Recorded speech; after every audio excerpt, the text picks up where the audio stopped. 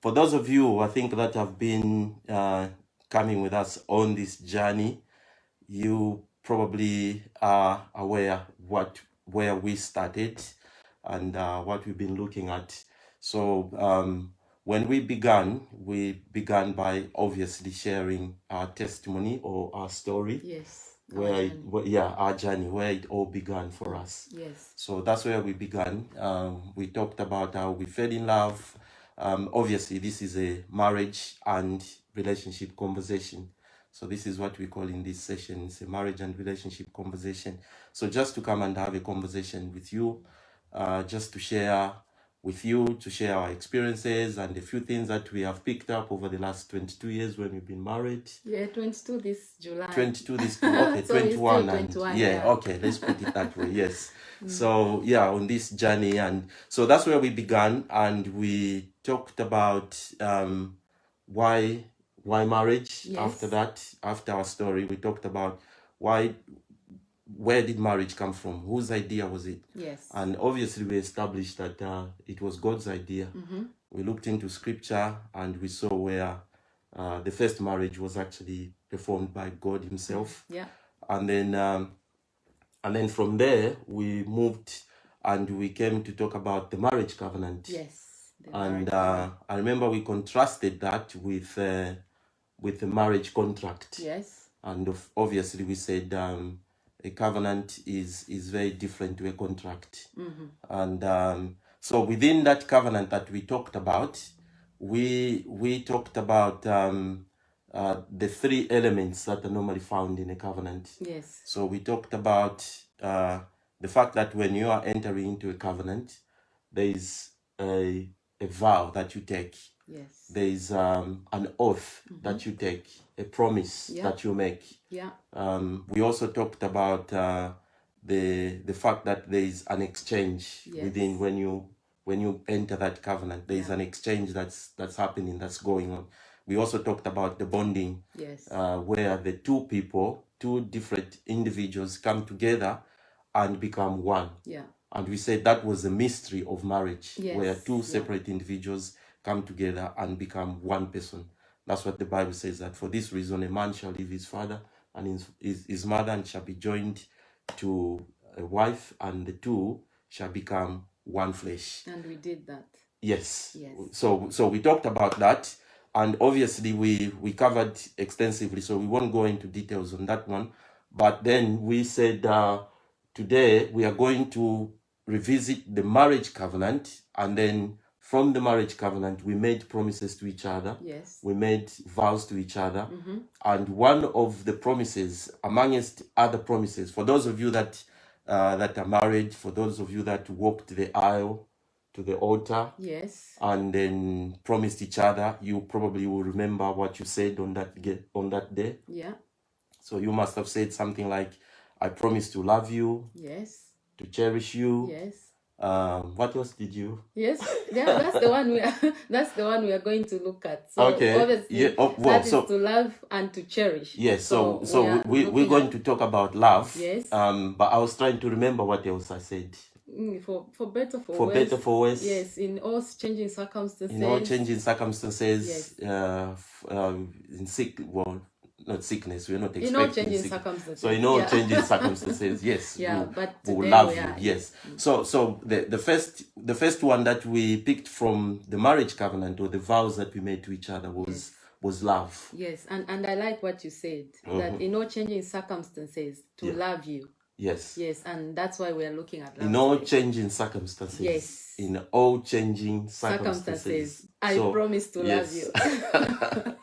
Yes, so we will get into that one and look at what some of those changing circumstances would be. Yes. What they would look like. It's true. And then dive into that. Yeah. So that's the one that we're going to look at. Now, just before we get into that one, we just want to take you back a little bit to where it all began and to where it begins. For those of you, obviously, that probably are not married, still single, we are aware that there could be some people that might be watching this single, or young people and so on.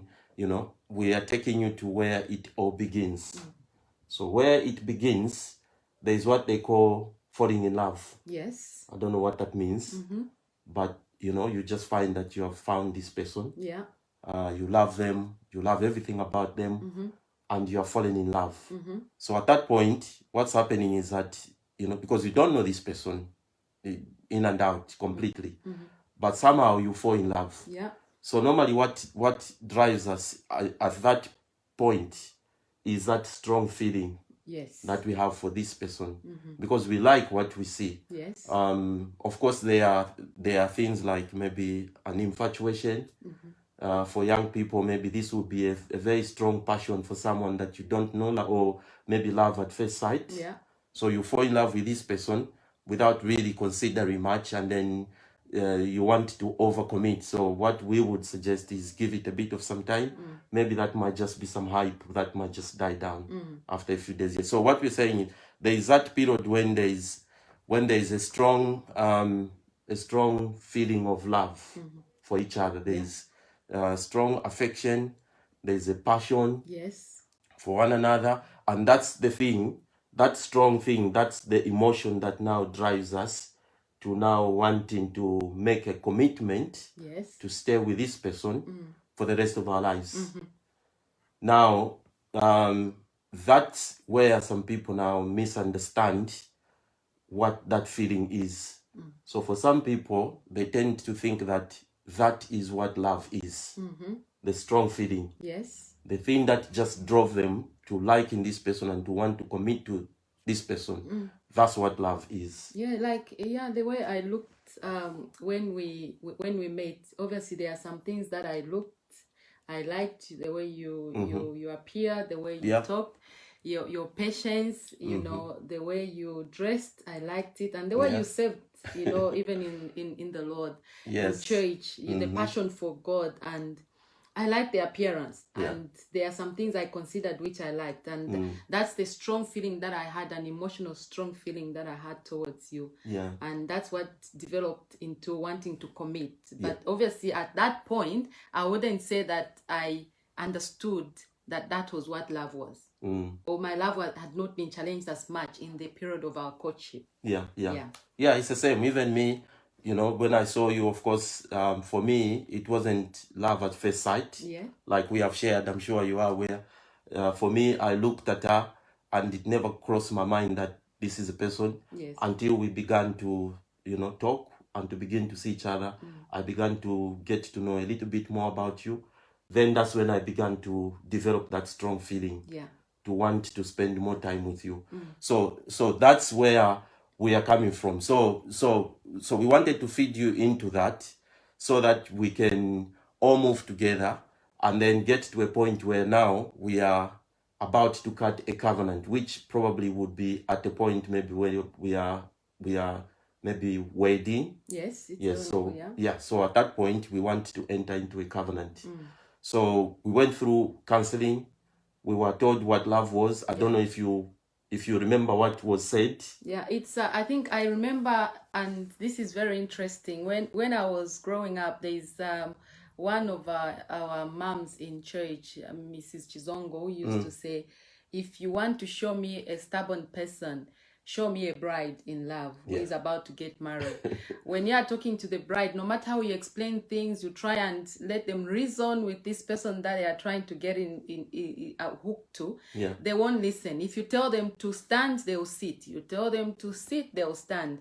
So it's that. So I think when we are at the stage of just we've fallen in love, it that strong feeling which we really don't understand, really gets so much that I would say maybe it would blind some of the things that I would see, or some of the signs that I would see. But along the way, obviously, it works out if you understand along the way. Yes, because obviously that's God's providence. So God allows us to have that. Because without that, obviously, there will be no drive for even wanting to commit. No. But it would be wrong to think that is what real love is, because that's not it. It is part of the process, but it's not in its entirety what real love is. Yes. So this is what we wanted to talk about when we talk about love, because today we're supposed to be talking about love. Yeah. what it is. Yes. And this is quite a wide subject. And now we are calling this Love What It Is Part 1. Yes. So we'll start with Part 1, Yes. and then we'll look at Part 2, Part 3, and Yes. probably get to wherever we can get to. Yeah, true. Yeah, so now we are at that point where we are now exchanging vows. Yeah. We are making commitments to one another. So one of the things, like we have established, that we say is that I will love you. Yes. I will love you, I'll cherish you, and throughout for the rest of my life, I will love you.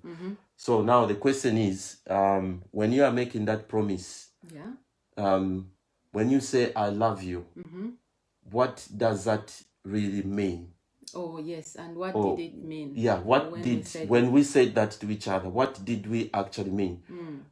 Were we saying, oh, I have feelings for you? I don't think that's what we were saying. Not really, but again, that is the emotional the emotional feeling I had for you is what drove me to believe. Obviously, it was not tested as much in our courtship, but it made me believe, and that's the reason why I trusted that I would get married to you, because you mentioned love in everything that you were doing. Love was mentioned, and that's the reason why. Because if the word love, I love you, I want to marry you, is not mentioned, then I would not take off and even commit to you to get married. So I even though it was an emotional feeling, but I still believed it was love. It hadn't been tested by then, but I still believed that was love. Yes. Okay, so that's good. So we are at that point where we are now committing to one another. So what's happening there is we are promising each other. So we are promising each other, and the promise that we are making there, it's because I have looked at you, and I have considered you, and I think that in the world, you are the only one. So I've taken everything into consideration. So talk a little bit about the consideration itself, because that's where we miss it. Because what do you consider at that point if you have to, commit your life to this person? I think in the considering part, that's where sometimes we miss it, because we are considering this person, maybe the status of the person, the looks of the person, the things maybe that they do, and maybe their environment where they live, the work they do. And so all these things, we consider them before we finally commit. But those things that we consider at that time, they may not translate when we cross over into marriage. And I think this is the reason why we need now to look at what this really love is. What is this love? Because the things that we consider might not be there. And what can only sustain us when we get into marriage is the love in its purest form. Love itself. That's what we consider. So whatever we consider when we are courting, when we are just entering into marriage, it doesn't translate. It may translate for 1 year or 2 years, but halfway through or along the way, it may stop. So how do we survive then in a marriage? When all that we considered for this person, we are over the moon, oh, this is the loveliest person. They make me feel like a queen. And you are just like, I can see so many young girls on Facebook, they are so over the moon, they're like, oh, it makes me feel like a queen. But when that goes, that is now the love we are looking at. We are going to look at in details. How do you get sustained in the love now? That's very true. That's in very marriage, true. Because all these things now would go. So okay, so that's I like what you have said. So we consider everything. We consider to make a decision. We look at everything else, and now after considering, now I make a decision. So I've considered everything, and then I have chosen you. So I've chosen you. You are the one. So that's the decision that I have made. So the decision I have made is to love you. I have chosen to love you. I have considered everything about you, and I am saying I will love you. Having considered everything, having looked at everything, this is a decision that I've made. So I am going to love you. So this is what's going on at that point where we are now trying to exchange these vows, and we're trying to commit to one another, making the promise. So, and then there is a hype of, the feelings are involved, and then we don't even seem to know who is attending or who is there and all that, But then after we after we get into that commitment, now we are pronounced husband and wife. Yes. Now marriage begins. Marriage begins, yes. That's where marriage now begins. Yes. And that's where now we have to show that we love. Yes. So now we need to try and understand what love is. Yes. So what is love? That's what we need to understand. So we are saying love is not just a feeling. No. It is part of it. Yeah. Love is not just a decision, because obviously some people will say, oh, love is a decision. So you decided to love this person. It's a decision you've made. So, so it's not just a decision. It's part of it. You have this. Yeah. So the fact that you have decided does not mean that a decision is not love. No, because it's a verb. It's in action. So you cannot you can decide, but it's not entirely love until it's practiced. Okay. So the question we are given. Yeah. So we are discussing. So what is love? Yeah. So I think this is what we are quickly just going to look at, and there is no, like we said, it's a wide subject, so we can talk about it in so many different ways. Now, the love that we are talking about is love in its purest form. Yes. If we put it that way. That everyone receives, whether you are in a marriage or not. So it's either in marriage or not in marriage. You can love, we use things like, I love my son, I love my daughter, I love my mom, I love my friends. Yeah. So that word in its purest form, what is it? So the word love is actually a verb. Yes. Yeah, the word love is a verb. And as a verb, it means that it is an action word. Yes. So you can't love without an action. No.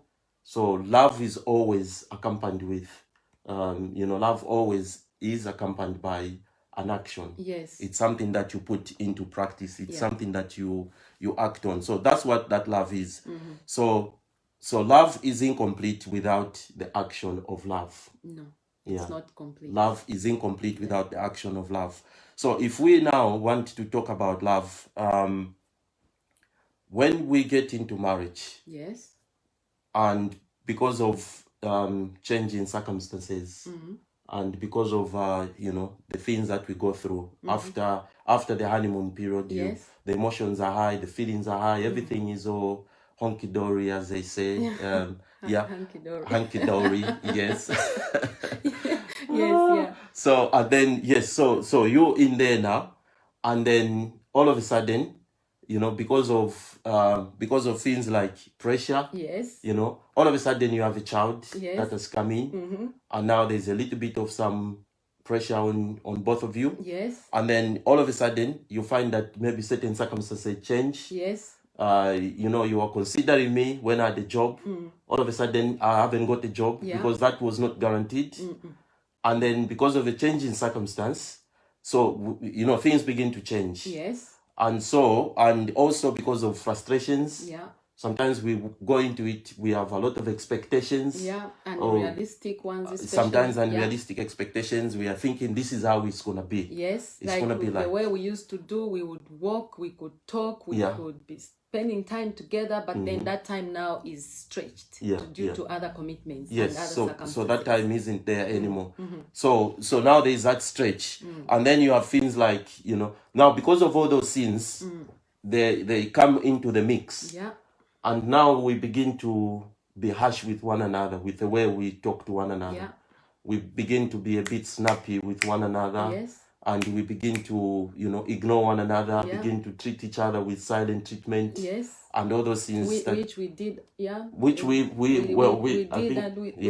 sometimes, Well, not anymore, but not as much. Not as much. Not as but much. Obviously, we did a lot. Yeah, and I think I was quite naughty on that one. I used to. Yes, and I think when we progress to the way we talk about our challenges, that's what big time annoyance to me. Yeah, that really annoyed me a lot. Yeah, but obviously yes, I moved from there. So the period of the honeymoon, the feelings, the emotions, all nice and all good.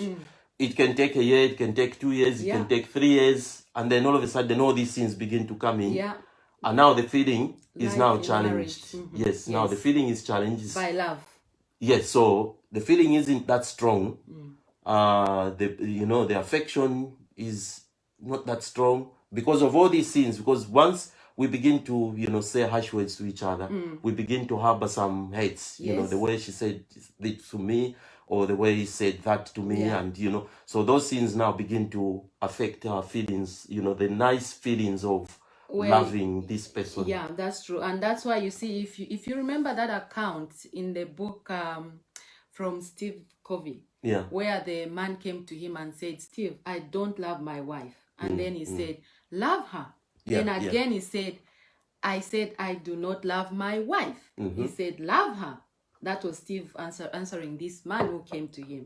He said, but you can't understand that I'm saying I do not have feelings for my wife. I don't love her. And then he said, that's the more reason you should love her. So you see, to him, I think he was coming with the feeling of love. And yet, love in its purest, it's the root, and then the feelings is the fruit. The feeling of feeling love is the fruit that comes out of the purest form of love, which is unconditional. So we are saying love is an action word. So love is incomplete if there is no action. No. So when you act the right way, or if you act in love, then you will have the fruit, so to speak, of the feeling coming with it. That's right. So if you lose the feeling and you do the right thing, then the feeling can come back. Yes. Yeah, because it's the fruit of the right thing that you're doing. Yeah. So this is what we're trying to establish. So we're saying, so what is love? And I think there is no any other way that we can start defining this word other than the way, 1 Corinthians in the Bible, 1 Corinthians chapter 13, I think from verse 4, it talks about what love is. Yes. So just from there, the NIV version talks about love, and it begins by saying, love is patient. Yes. Love is kind.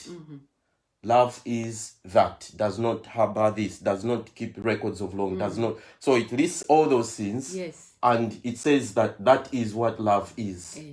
So love is patient. Love is kind. So if let's just talk a little bit more about that. So if love is patient, so we've taken out the feeling. We're saying yes, the feeling is important. The feeling can come if we do the right thing. So love is patient. So patience, if we were to look into that word now, the word patience, patience is how love reacts. How love reacts to minimize a negative circumstance. Okay. So if there's a negative circumstance, if there is a challenge, patience will react in a way to minimize that negativity. Okay. So maybe let's give an example, maybe where, like my anger sometimes. When we just got married, I would have these outbursts of anger. And I remember there was that day when it was the third, I think, parking ticket, and I was so annoyed because there was some financial pressure within the marriage. And then Adrian kept on getting these parking tickets, and I thought maybe he's not really making an effort not to avoid them. So I was so angry, I remember, and I talked nonsense. Looking back, that was nonsense. And to make matters worse, where I was talking, there was a group of people as well. And to me, I thought I was doing the right thing. I was justified in having these anger outbursts to him and talk about why he's so insensitive in parking carelessly that we get tickets. But then there was your reaction to you. You were patient. Yes. So this scenario that you have given, so you come, you're angry, and you say all kinds of things, and then my natural response would be to hit back. Yes. And to speak back. Yes. And then there will be conflict between us. Definitely. And we'll begin to argue, and even we'll begin fight. to argue, and even fights. Physical. And once you have that situation, it's very difficult to keep the feelings of love for each other. They can't stay. They become really, really challenged. Yes. So I promise to love you, and you promise to love me as well. So what does love look like in that kind of a scenario? So for me, love is trying to to react in a way that will minimize the negativity in that situation. So what I'll be expected to do is to try and respond in a way that will, that will water down the negativity. Yes. So if we look at if we look at if we look at Ephesians 4 verse 2. Yeah. Ephesians 4 verse 2 says, talking about patience, it says, be completely humble. Yeah. Be patient, bearing with one another in love. Yes. Yeah. So, it's talking about being completely humble. Yeah. Being gentle. Yeah. And also being patient and bearing with one another. So in love. Now, humility for me, when you come to me like that, I'll be thinking, okay, she's angry. Yeah. And you might be wrong. Yeah. So I'll be thinking, okay, instead of hitting back, she's human. So she's wrong. She's coming to me with anger. She's really wrong. But I am also human. So I can do the same thing. Yes. I can come at her with so much anger and I can hit back with a lot of anger. Yeah. So I have to stay humble and realize that I am also human. I can make a mistake. Yeah. So she's just made a mistake. Yeah. I stay humble. Yes. And I consider the fact that we are just human beings. We can make mistakes. But that is not to say that I am justifying the wrong that has been done. No. So there is a place where now we can communicate and talk about how this can be handled going forward. Yes. But I have to be humble and give you a benefit of a doubt. And it also talks about being gentle. Being gentle, yes. So the way I respond to you, if I have to respond in love, I have to be gentle. Yes. So you are coming on and I'll say, no, sweetheart, just calm down. I know I'm sorry, yes, and then I'll be gentle. Yes. I'll be so gentle with you. Yeah. And then I'll be patient and then I'll bear with you. So that's on my part. But on your part as well, once you get that, there is a way that you have to be patient. Yeah. So the same way we've described it. So you have to realize and say, okay, I could have also made the same mistake. Yes. We are just human beings. Yeah. So bearing with one another. Yeah, bearing with one another in love. Being gentle. Yes. That's what patience. That's what patience is. Means. Yeah. So patience. Now some people have a natural bent. Yeah, like you. Towards patience. They're quite good when it comes to being patient. But that doesn't mean that those that haven't got a natural bent in marriage or anywhere else, they cannot be patient. Because if you have to give love, then this is the only way that you could give love. When it's challenged, you have to give it by being patient. So what we're saying is, patience is like a muscle. Yeah. It's something that you can develop. Yes. It's something that you can grow. So you may say, oh, no, I have no patience. I just snap. When things happen, I just snap. So our encouragement is, no, try and be gentle. Yeah. Try and bear with your spouse. Yeah. And, try and be patient. Yes. Yeah. So the more you do that, the more you begin to grow into it. Yeah. So little things don't really take you off. Yeah. So you grow into it because you have developed like a muscle. You have grown a muscle. Yes. And you have fully developed. Yeah. So it's something that can be developed. The unfortunate one, I don't know whether I can say the unfortunate thing. The good thing is that it actually is developed in difficult circumstances. Yes, I know. That's the nature of patience. Yeah. It cannot be developed when the weather is all good. Yeah. The weather has to tilt for it to be developed. Yeah. So the circumstances, the person who was sweet, I never had outbursts. Now in marriage I'm having those, and that's when now it's challenged, and it has to be stretched and it will develop. That's right. That's right. Yeah. So when you choose to be patient, you respond in a positive way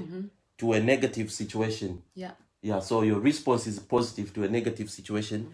You are slow to anger. Yeah. And you are being gentle, so to speak. So just quickly, I I just wanted us to look at the English definition of patience, because we've looked at what the Bible says, but just the English definition. And I think what I would want to ask is, who would not want to have a person like this? The way it's been defined in the English dictionary. So the English dictionary says, being patient is bearing provocation. So where you are provoked, you can handle it. Yes. Yeah, you can handle, and you can handle provocation, annoyance, pain without complaint.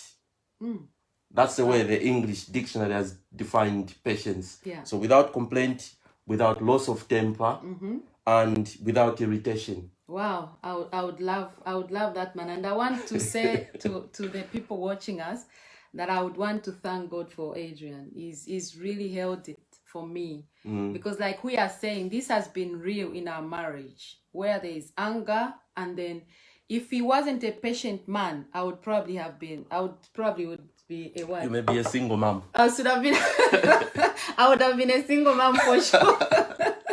So I just want to say, I want to thank God. Really, honestly, I want to thank God. So that's so like we're saying, some people have a natural bent, and somehow I just happen to be one. So that's what. So everyone would really love to have a person like that, that can bear the provocation, the annoyance, the pain, and all that. So that's about what patience is. So when we made that vow, when we promised on that day that I will love you, this is what we were promising. This is it wasn't the feeling, because the feeling, once challenged by the things that we talked about, can just go off the wind. It will just fly off. Once you get challenged, the feeling is gone. You don't feel like it anymore. But love in its purest form, being unconditional, it's it's actually doing the right thing. Like we have talked about patience, doing the right thing. That's what it is. So quickly we'll talk about kindness as well. And hopefully we'll come and talk about the rest of the stuff. And patience and kindness, these are I think for me, I have found these to be the two main pillars of love. A healthy marriage. In a healthy kind of relationship. These are the two main pillars. And everything else now hangs on that. Like, not keeping a record of wrong and all those things, they come and hang on that. But the real main pillars of that is patience and kindness. So now, talking about kindness, now, we said patience is the way love reacts, to minimize the negative circumstance. Now, patience is how love acts to maximize a positive circumstance. Patience or kindness? I mean, kindness. So kindness is proactive. It's a positive thing. So it acts to maximize the positive environment. So it's like we said, love is an action word. So it acts. So kindness, increases the positivity around. So kindness creates a blessing. So Ephesians 4:32 says, it says that be kind one to another, tender-hearted, forgiving each other. So this is what kindness is. So those circumstances, like the ones we're talking about, the challenge that we talked about, so in this case we're saying, when you have a situation like that, you have to be tender-hearted. You have to have tenderness, and you have to be forgiving. And the question might come and say, okay, so how many times should I forgive? No, we'll talk about forgiveness later. That one will come later. And this is the good thing in our marriage. Adrian is very patient, and I am kind. Oh, I don't know what you have found. I think that's absolutely true. Having talked about, myself having a natural bent of that, you also have a natural bent of kindness. So you are mostly, tender-hearted, and you are quite forgiving. You don't keep wrongs. You would talk things out, and then it's done. Yeah. We move on. Yeah. So let's just look at the English definition of it. So the English definition of the word kindness is indulgent. Okay. Yeah, being indulgent. And I think you score quite well on that one. Indulgent people. Yes, and also yes, and being considerate. Yeah. Being helpful. Yeah. Being humane. Being mild. Being gentle and affectionate. Yes. And you are that kind of a person. I mean, sometimes I get. I mean, from when we began to know each other, you were the sort of person. Of course, I benefited because every time you go shopping, you travel, you travel South Africa, and you bring stuff. Obviously, you bring for me, but then you bring for so many other people. Yeah. And then if anyone complains about anything, you'll be quick to give. So you are generally you are a very kind person. You have that natural bent where you give. Sometimes I'll be like, no, do we really have to? And then yes, we walk into a shop, instead of getting the stuff we should be getting, you'll be looking at baby clothes. Yes. And I'm thinking, we haven't got any babies. And then you'll be like, oh no, I need to give to, and I'm like, okay, yes, so yeah, so true. that's just you. And so we have complemented one another in that sense. Yeah, and that's what marriage is all about. Yeah. And this is the promise we make, to Yes, love and yes. to cherish. We are all saying, so it's complementing. Where he's weak, Yeah, I compliment him. Where he's strong, yeah, he complements my weakness. that's right. And so, having said that, we want to pose a question to you, our Facebook friends, family, and everyone. Thank you Yes. for coming, and thank you for listening to us. Thank you. We've talked about kindness Excellent. and patience. So Yeah. the question is, the famous love poem found in 1 Corinthians chapter 13 depicts several qualities of love. We've talked about patience today and kindness. Yeah. So, with which quality are you the best at? Yeah. Which quality between patience and kindness, which quality are you best at? Which quality do you need to practice more? Yeah. Yeah. So today, obviously, 1 Corinthians chapter 13 from verse 4, it talks about a lot, but today we decided to talk about patience and kindness. And we have looked, Adrian, obviously, he's got patience already. He's going to be working on. Well, I'll be working on kindness. Even Yes. patience, I'll still work on that one. Okay, because, that's good. Because Yeah. every so often I have to exercise it. Yes, so true. Yeah. Yeah, I know. There are still some pockets That's of right. your anger Yeah. that come out. Yeah, so true. You have to. So for you guys, we've left it there to decide which quality you are best at, patience or kindness, Yeah.